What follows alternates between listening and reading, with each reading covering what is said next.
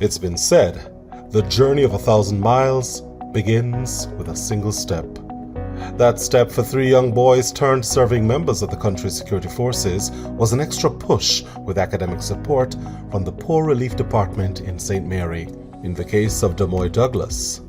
I was introduced by the then councillor for the Portmore Division, Mr. Fitzgerald, who I met through a personal friend.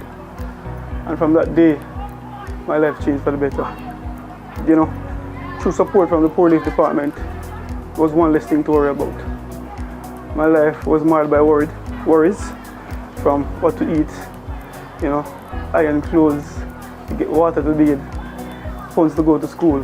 But thankfully, the Poor Relief Department took away that worry from me.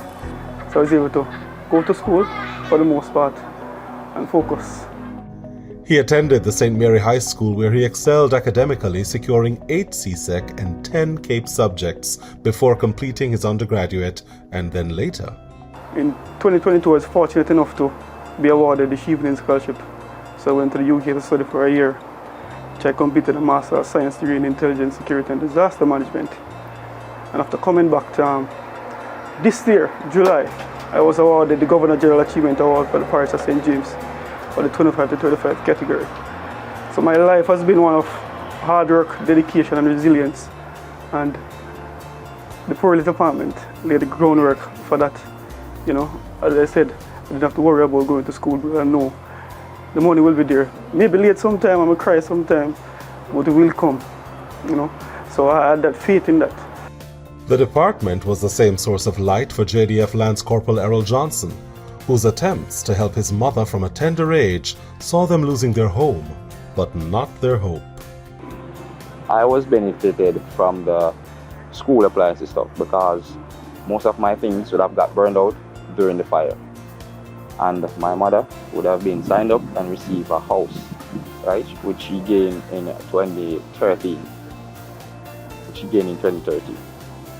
She still have it now.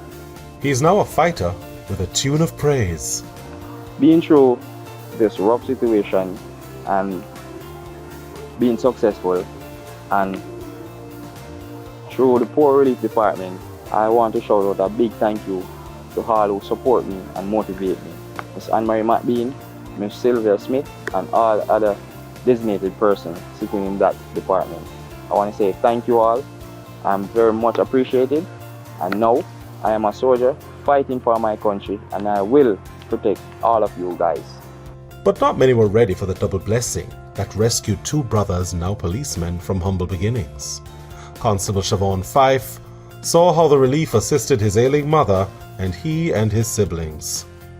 From medication to academic support, including exam fees, their family was never alone. The Poor Relief Foundation really helped me. They were there for me, for my mother also, throughout her sickness. They were there to help her with medication, food, any little thing that she needed, they were there. So I am very grateful for such. I'm very grateful. I don't think if they weren't there for me, I would be here right now. They all agree that while homes are a feature of the Poor Relief, so too is academic support and much more. Hence their hope more Jamaicans will give more to the poor well beyond World Homeless Day on October 10.